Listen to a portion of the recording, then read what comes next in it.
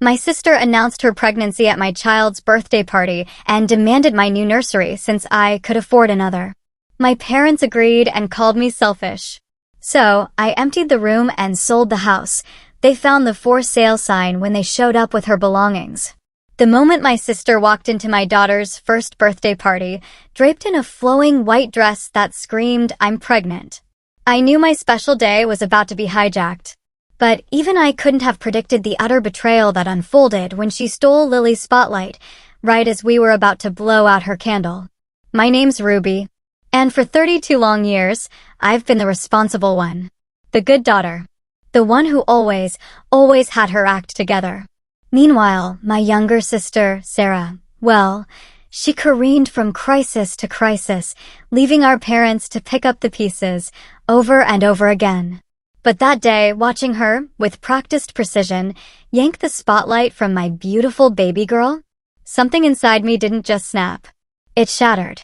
We were all gathered, singing "Happy Birthday" to Lily. I had the cake knife in my hand, Lily's chubby fingers reaching for that rainbow sprinkle cake we'd spent hours perfecting. Then, Sarah's voice, sickeningly sweet, cut through the song like a saw-through bone.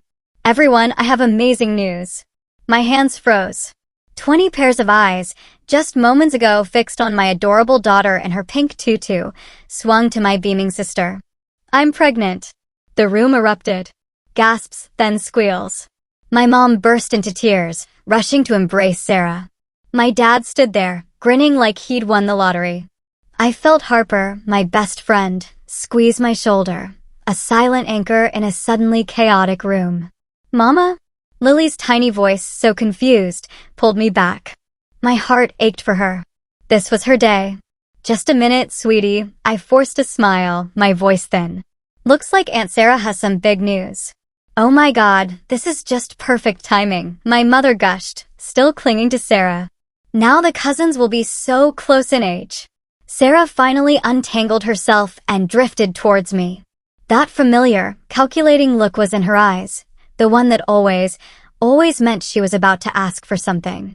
Here we go, I thought, a bitter taste in my mouth. "Actually, Ruby, I've been thinking." I tightened my grip on the cake knife. Chad, her on-again, off-again boyfriend, was in the corner, oblivious, stuffing his face with chips. "You know how Chad and I are still trying to figure out our living situation." She gestured vaguely. "Well, your house has that beautiful nursery you designed for Lily. What about it?"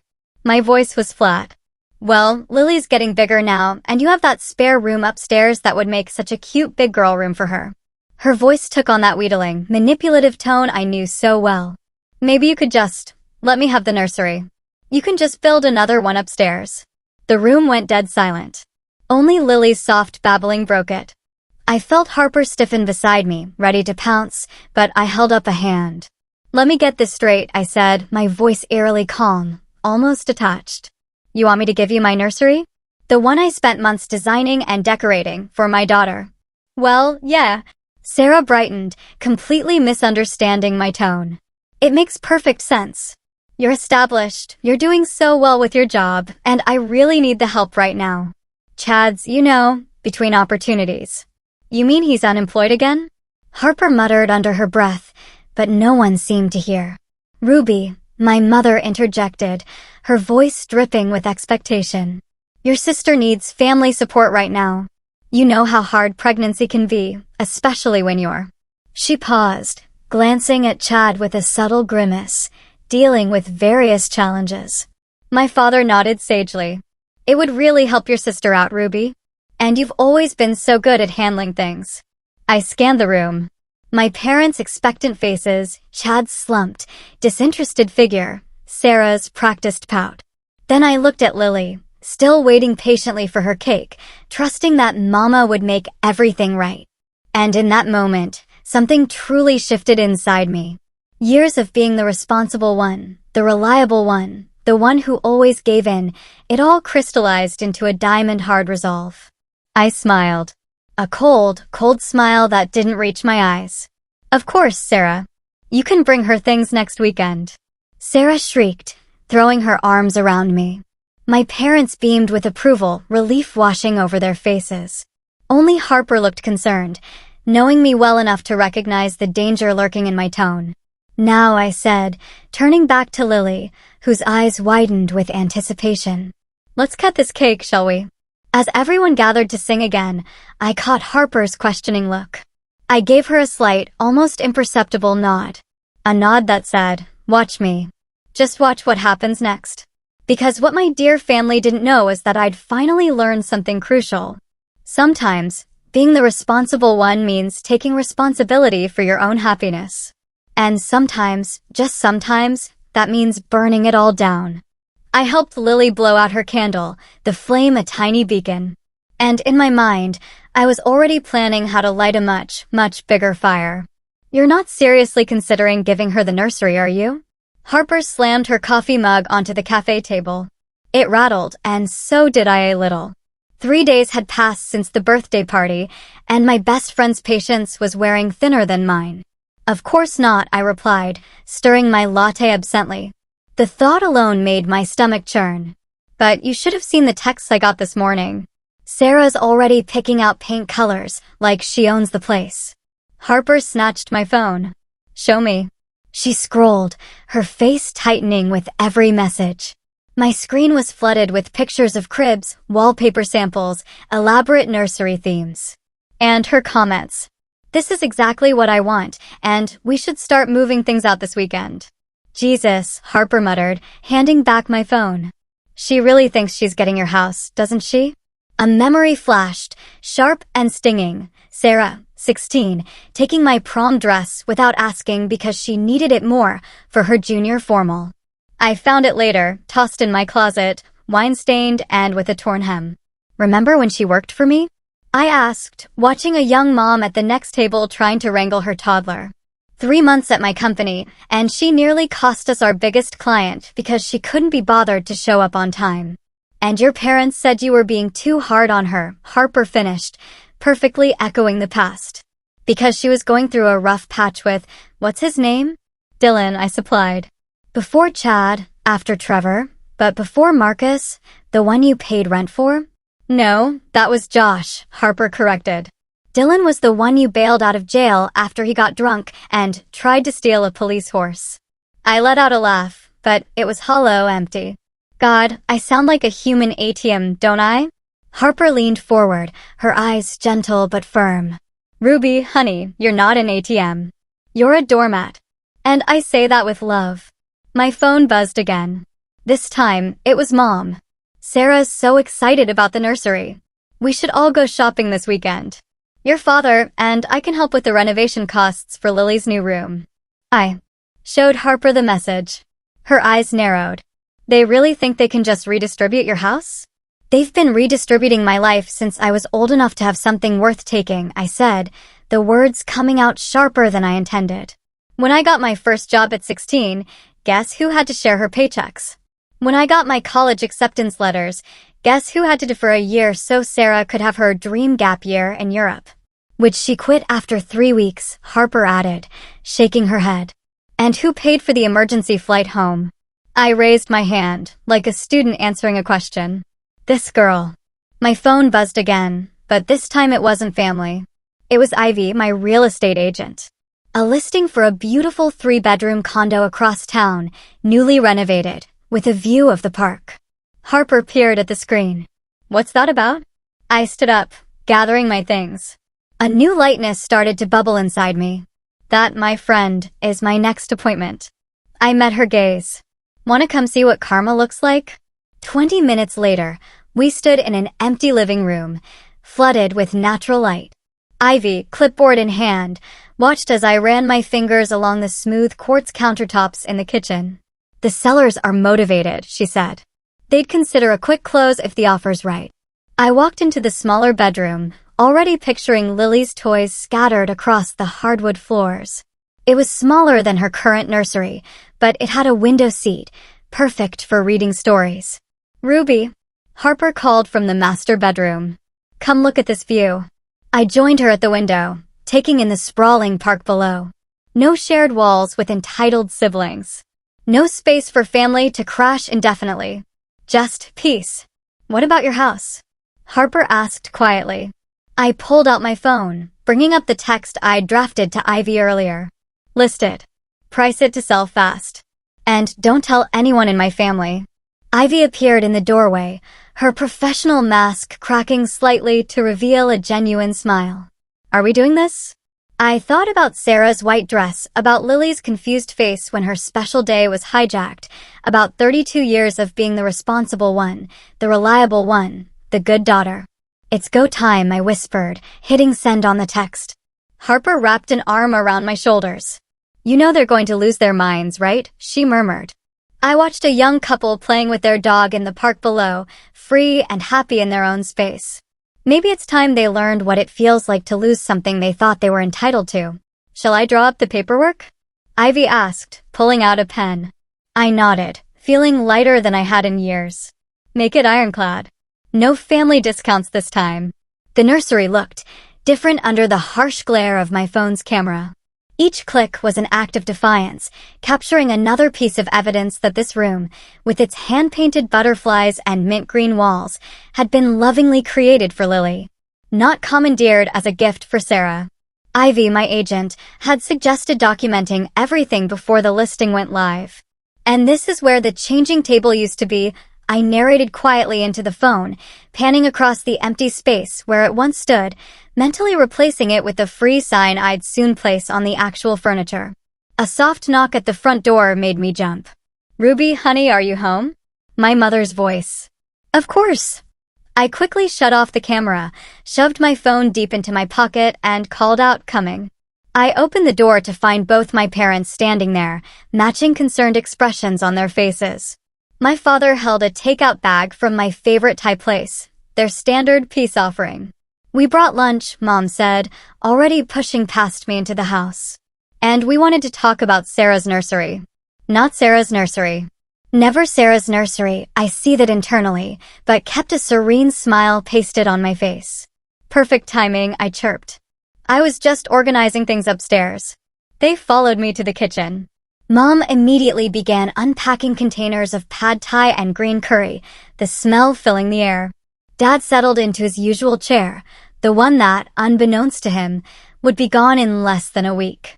So, Mom started, sliding a container toward me. Sarah's been showing me some lovely ideas for the room. She's thinking of a woodland theme, very gender-neutral since they don't know what they're having yet. I stabbed a piece of chicken with my fork. That sounds nice. We know this is a big change, Dad added, ever the voice of reason. But your mother and I have been talking. We'd like to help with the renovation costs for Lily's new room. Make it really special for her. That's so generous, I said, the words tasting like ash in my mouth. But actually, I've been thinking about Sarah's situation. My mother's face immediately perked up. Gotcha. Oh, you're right. She needs support right now. And this house, well, it has so much space. Too much space, really, for just Lily and me. I watched their faces light up with approval, a twisted satisfaction churning in my gut. I've decided to make some changes to help accommodate everyone. Oh, Ruby. My mother reached across the table to squeeze my hand. I knew you'd understand. You've always been so practical. A soft thump from upstairs made us all look up. Lily, waking from her nap. I'll get her, I said quickly, but Mom was already on her feet. Let me. I want to see my grandbaby. I listened to her footsteps on the stairs, counting the seconds until she'd reached the nursery. The nursery where half the furniture was already gone, carefully documented and stored in a rental unit across town.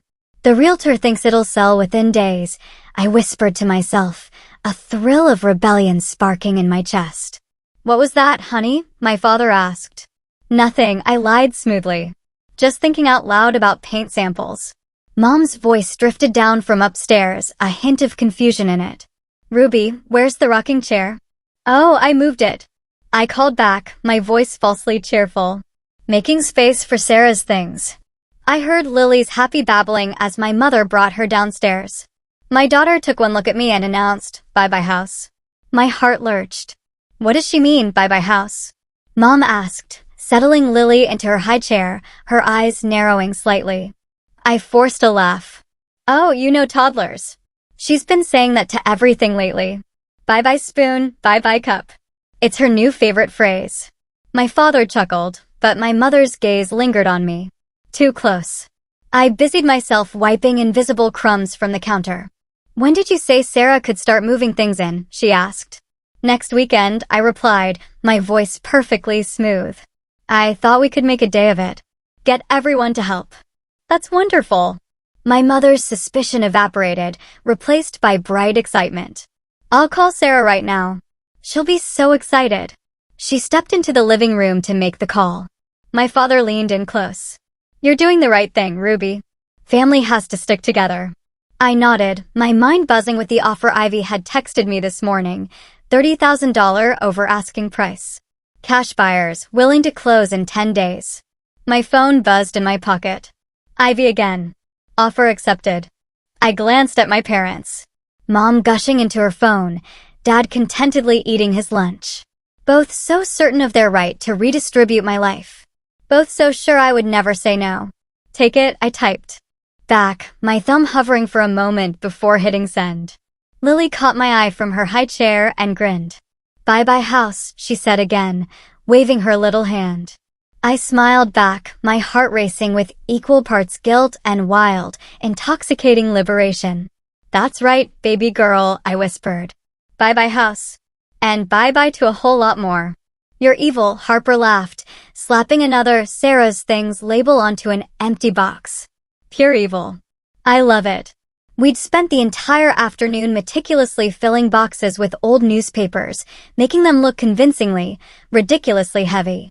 Each one was carefully labeled, Sarah's books, Sarah's winter clothes, Sarah's kitchen stuff. The real moving company would be here tomorrow to take my actual belongings to the new condo. But these decoy boxes? Oh, they were staying right here, completing the illusion that I was eagerly making space for my sister. The best part, I said, taping up another box, a wicked grin spreading across my face. Sarah texted, asking if she could store some things here early. I told her there was plenty of room. Does she have any actual things to store? Harper snorted. Nope. But she'll show up with Chad's gaming console and 3 trash bags of laundry, just like last time. How many times has she temporarily moved in with you? 4, I counted on my fingers. No, wait. 5. I forgot the time she got kicked out of that yoga instructor's apartment. The one she was dating while still living with Marcus? Harper supplied. That's the one. Just then, Lily toddled past us, dragging her favorite stuffed elephant. Bye-bye house, she called out cheerfully. Harper and I froze. Ruby? Honey, are you home? My mother's voice from the front door. Quick! I hissed, frantically shoving the empty boxes behind the couch. Act natural.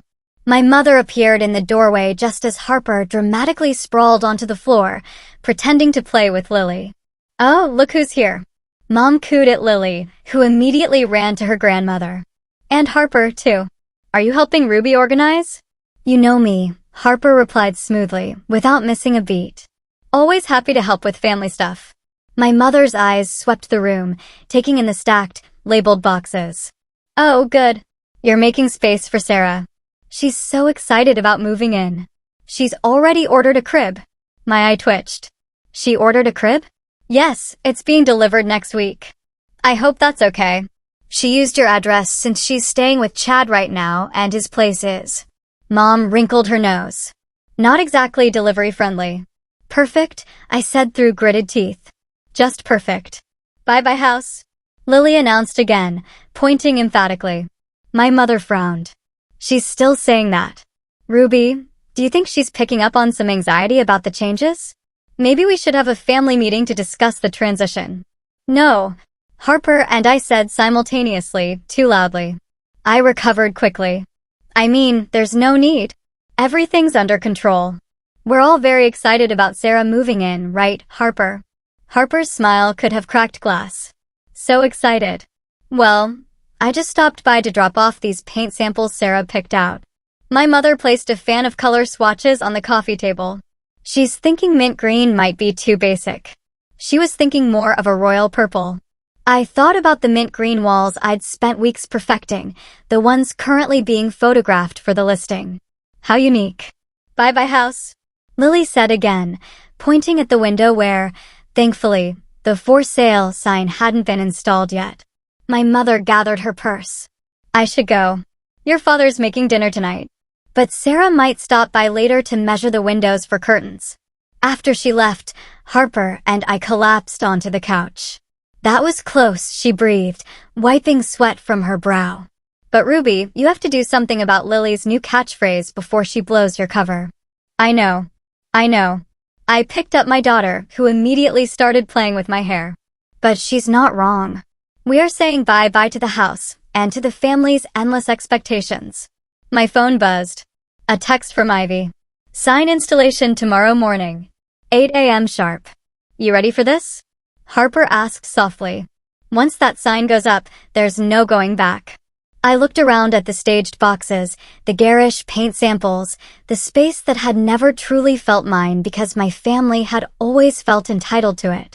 Then I looked at my daughter, innocent and happy, completely unaware that her mother was about to burn every single bridge we'd ever crossed. You know what the worst part is? I said, bouncing Lily on my knee. They're so convinced I'll never say no that they're not even bothering to ask permission anymore. They're just taking. Not for much longer, Harper reminded me. My phone buzzed again. Sarah, this time. Found the perfect chandelier for my nursery. Ordering it now. You don't mind if they deliver it there next week, right? Love you. I showed Harper the text. She raised an eyebrow, a mischievous glint in her eye. Want me to help you stack more empty boxes? Yes, I said, setting Lily down. And then we're going to practice saying a new phrase. Right, baby girl? Lily looked up at me with her big brown eyes. Bye-bye, house? No, sweetie. I grinned. This time we're saying, bye-bye, Sarah. I watched through my living room window as Sarah's rented U-Haul truck finally pulled into my driveway. Right on schedule. My sister sat in the passenger seat, one hand resting protectively on her barely visible baby bump, while Chad attempted a three-point turn that nearly took out my mailbox. My parents' car pulled in right behind them. Ready? Harper whispered from beside me. She'd insisted on being here for moral support, though I suspected it was mostly for the sheer entertainment value. Almost, I murmured, checking my phone one last time. The movers had cleared out my actual belongings hours ago. The new condo was ready. Lily was safely at daycare. Everything was in place, just waiting for the perfect, delicious moment. Outside, Sarah hopped down from the truck, her face lighting up like a Christmas tree at the sight of the nursery furniture I'd carefully arranged on the curb with a large, inviting free sign. My mother was already heading for the front door, jingling her keyring, the key I'd conveniently forgotten to ask her to return months ago. The doorbell rang. Showtime. Places, I muttered to Harper, who slipped into the kitchen, phone ready to record. I took a deep breath, opened the door, and there they were, my entire family, beaming like they'd just won the lottery. We're here, Sarah announced, pushing past me into the house, already issuing orders. Chad, grab those boxes by the door. They're labeled for the nursery. Mom, did you bring the paint samples? And Ruby, we need to talk about that chandelier delivery. She stopped dead in her tracks. The entrance hall was completely, starkly empty. No boxes. No furniture. No pictures on the walls. Just echoes. Ruby.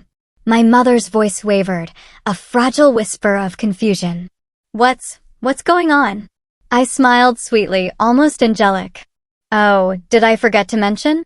The words hung in the air, heavy with unspoken defiance. The house has been sold. The silence that followed was deafening. My heart pounded a triumphant rhythm. What? Sarah's voice came out as a pathetic squeak. That the house is sold? I pointed to the massive for sale sign in the front yard, now sporting a bright red sold sticker right across it. Closing is next week. But... Sarah's face cycled from confusion to utter, blistering rage in record time. You can't sell the house. What about the nursery? What about my baby? Your baby? I laughed, a sharp, bitter sound. You mean the baby you're having with your unemployed boyfriend, for whom you expected me to just hand over my daughter's nursery. That baby? My father stepped forward, using his reasonable man voice, the one that always meant he was about to side with Sarah. Ruby, let's talk about this. You can't just make decisions like this without consulting the family. Actually, I can't. I cut him off, my voice steady. It's my house. My name on the deed. My mortgage payments. My decision. Sarah burst into tears, the dramatic, wailing kind she'd perfected since childhood. How could you do this to me? I'm pregnant. Where am I supposed to go? Not my problem, I stated, gesturing to the furniture on the curb. But feel free to take the nursery set. Consider it my baby shower gift. My mother grabbed my arm, her grip tight. Ruby, stop this nonsense right now. You're being cruel. Cruel. I pulled away from her, my own fury finally breaking free. Cruel is hijacking my daughter's first birthday party to announce a pregnancy. Cruel is assuming you can just take over my home because Sarah needs another handout. Cruel is never, ever asking what I want or need because you're all too busy taking. But we're family. Sarah sobbed, her mascara starting to run. No, I said quietly, firmly. We're not. We're just people who share DNA and a long history of me giving while you take. Chad, who had been completely silent until now, finally spoke up, a whine in his voice. So, we drove this U-Haul out here for nothing? Not nothing. Harper called from the kitchen doorway, her phone still recording. There's some lovely free furniture on the curb. Better hurry though, I posted it on Facebook Marketplace an hour ago. As if on cue, a car pulled up and a young couple eagerly started loading the changing table into their SUV. This isn't over. Sarah hissed, her face contorted, mascara streaks like war paint. You'll regret this. I doubt it. I opened the front door wider, a gesture of dismissal. Now, if you'll excuse me, I need to finish packing. The new owners want to do a final walkthrough tomorrow. Ruby, please. My mother tried one last time, her voice pleading. We can work this out. I thought about all the times I'd given into that plea. All the times I'd sacrificed my own needs to work things out for Sarah. Not anymore. The house was mine, I said calmly, simply. I sold it. Have a nice move. I closed the door on their shocked, bewildered faces, listening to Sarah's wails turn to angry screams outside. Through the window, I watched as another car pulled up for the free furniture, while my family stood frozen in disbelief. Harper stopped recording and gave me a high five. That was beautiful. It's not over, I said, hearing Sarah kick the U-Haul's tire in frustration. They'll be back. Let them come, Harper grinned, already scrolling through her phone. We've got it all on video. Outside, the sold sign gleamed in the afternoon sun, a beacon of my liberation. And somewhere across town, in a peaceful condo overlooking a park, my daughter's new room was waiting. Free of family drama, free of manipulation, and most importantly, free of Sarah. For 3 solid days after the showdown, my phone hadn't stopped buzzing. I scrolled through the relentless barrage of messages while Lily napped peacefully in her new room, the afternoon sun streaming through the Parkview windows. You've reached a new low, read my aunt's text. Your poor sister is devastated. How could you do this to your family? My cousin demanded. Your father is heartbroken, my mother wrote. He had to take a day off work. The voicemails were even worse. Ruby, it's Mom again. Sarah's been throwing up from stress. If anything happens to this baby, it's on you. Call me back. Then Sarah herself. Hey sis, it's me. My lawyer says what you did could be considered emotional distress. Just letting you know. Harper sat across from me at my new kitchen island, reading the messages over my shoulder, a disgusted look on her face. Your sister has a lawyer now? She dated one for 2 weeks last year, I deadpanned. He gave her his card when she keyed his car. Of course he did. Harper snatched my phone. That's it. We're blocking them all. Wait, I reached for my phone, but Harper held it out of reach. No waiting. Look at you. You haven't slept properly since the move. You jump every time your phone buzzes. This isn't healthy, Ruby. She was right. I'd spent 3 nights lying awake, replaying the looks on their faces when they saw the sold sign. The way Sarah's voice cracked when she finally realized I wasn't joking. My father's disappointed headshake. I swallowed hard. Part of me, a deep, old part, still desperately wanted them to understand, to finally see things from my perspective. They won't, Harper said gently, as if reading my mind. They've had 32 years to see your perspective. They're not going to start now. My phone buzzed again. This time it was Sarah posting on Facebook. Some people think money and success give them the right to destroy families. Karma will come for those who hurt pregnant women. The comments flooded in immediately. Stay strong, girl. Some sisters are just jealous of new babies. Can't believe anyone would do this to their pregnant sister. Harper made a disgusted noise. Oh, that's rich coming from the woman who announced her pregnancy at her niece's first birthday party. A knock at the door made us both jump.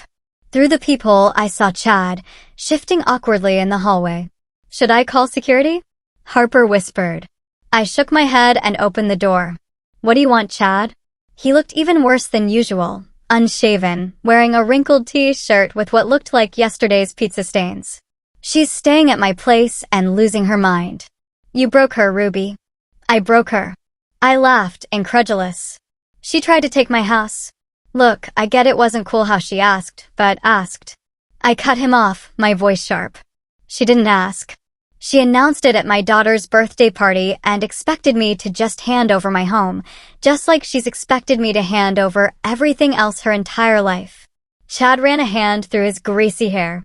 She's pregnant, man. With my kid. We need help. Then help her yourself. I retorted, my patience gone. Get a job. Be an actual partner instead of another problem for her to dump on me. You don't understand. No, you don't understand. I stepped into the hallway, closing the door softly so Lily wouldn't wake up. For years, I've watched Sarah bounce between guys like you. Men who think their problems are everyone else's responsibility. And every time she crashes and burns, guess who has to clean up the mess? Not anymore. She's your sister, and I'm done being her safety net. I pulled out my phone, showing him Sarah's Facebook post. Tell her if she wants to talk about karma, she should remember every rent check I covered, every crisis I solved, every time I put her first. Then she can talk about karma. Chad's face hardened. Sarah's right. You're just jealous because she's having a baby and you're alone. I laughed so hard I had to lean against the wall. I have a beautiful daughter, a successful career, and now a peaceful home where no one can guilt me into fixing their lives.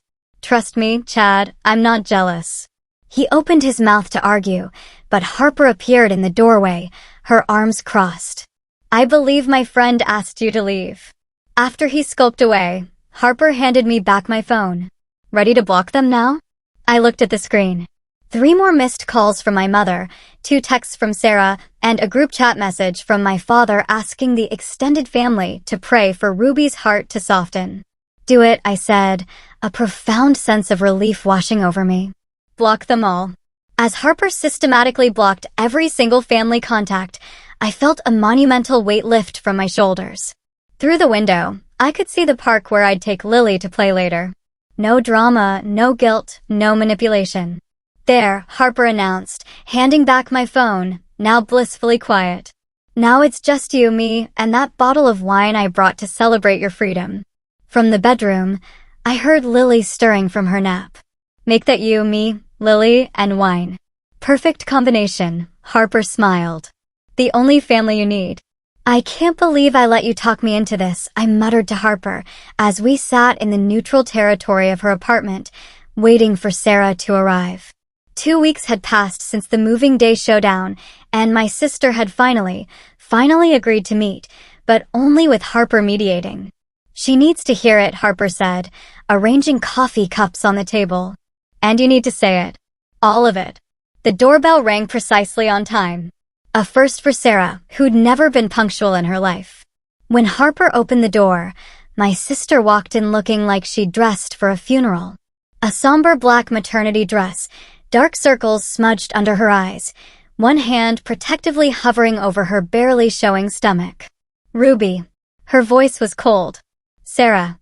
Mine was colder. Harper gestured to the couch. Let's all sit down. Coffee? Tea? I can't have caffeine, Sarah sniffed, a dramatic sigh escaping her. Because of the baby. Not that some people care about that. Water it is, Harper said cheerfully, though I caught her subtle eye roll.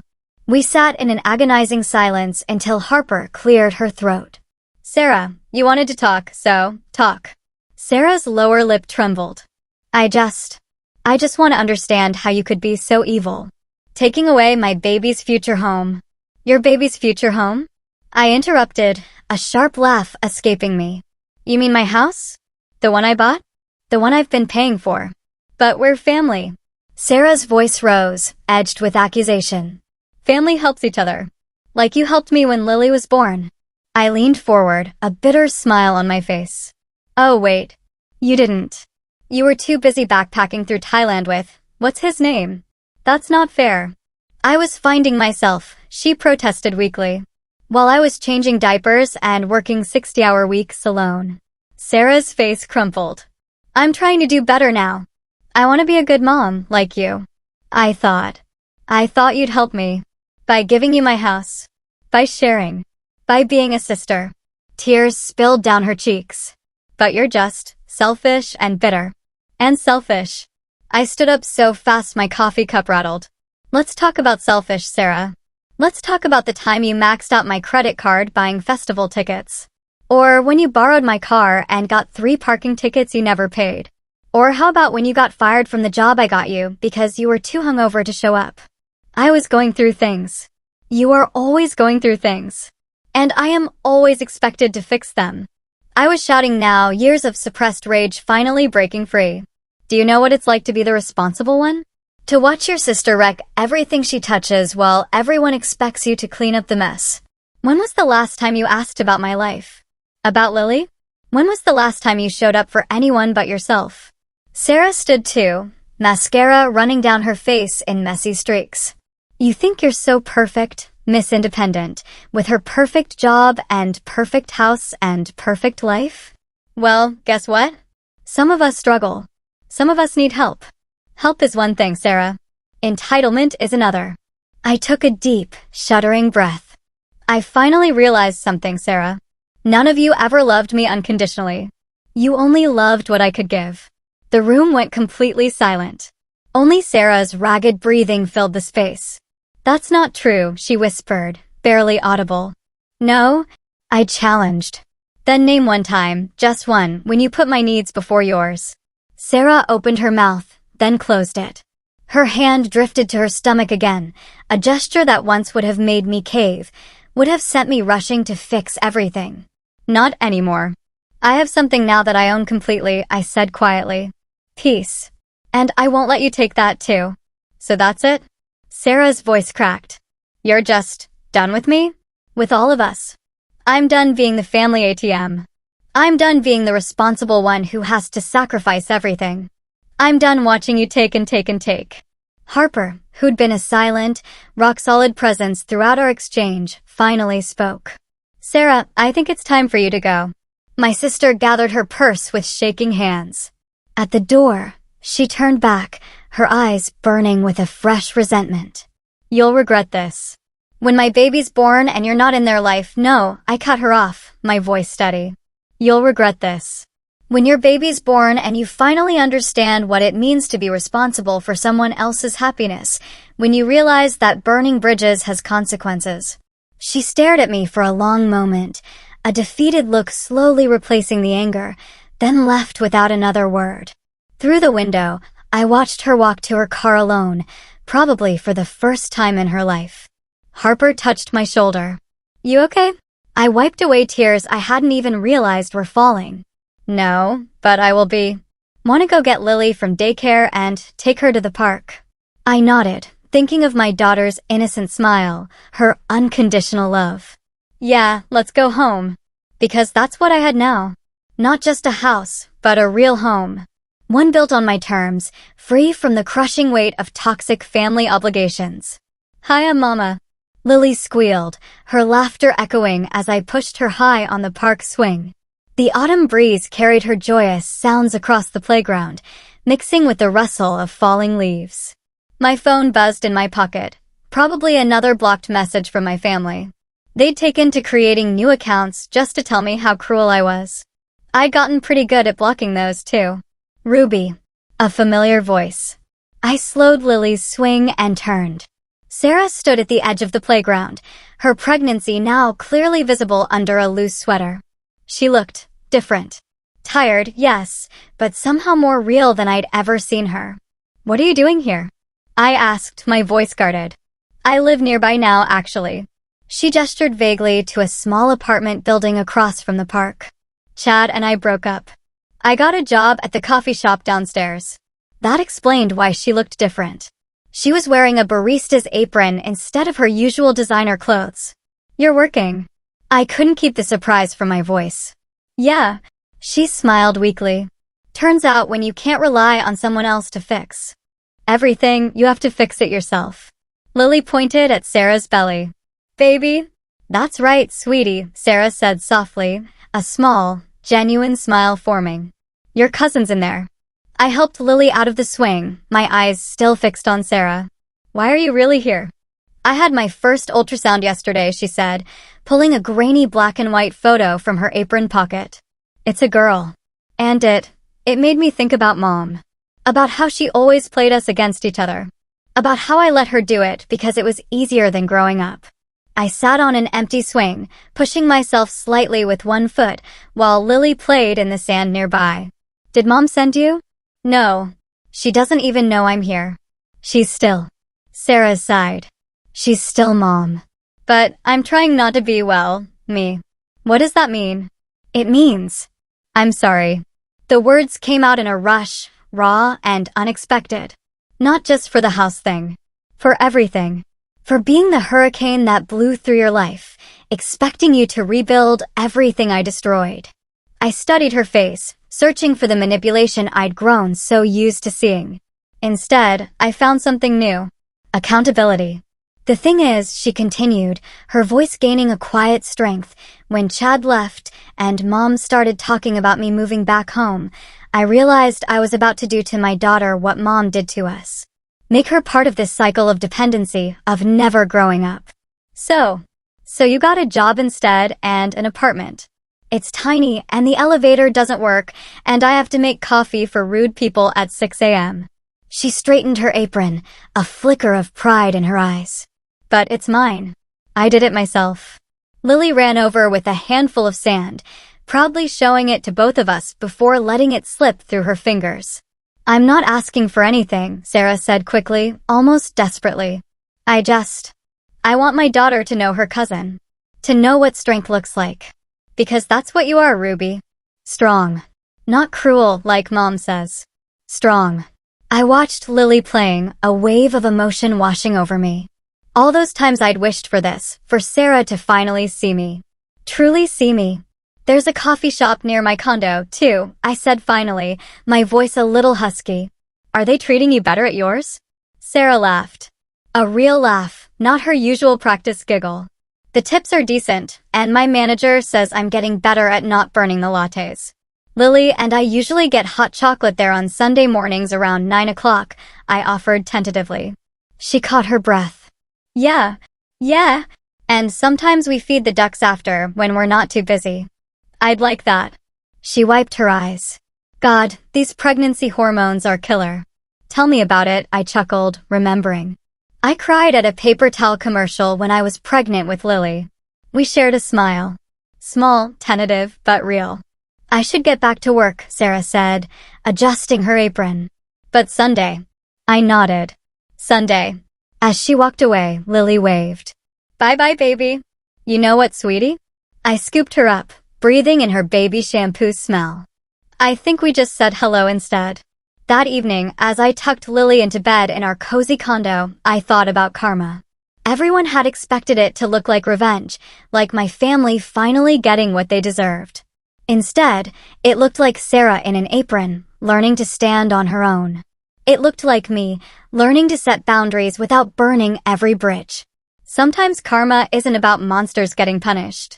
Sometimes, it's about people finally facing themselves in the mirror.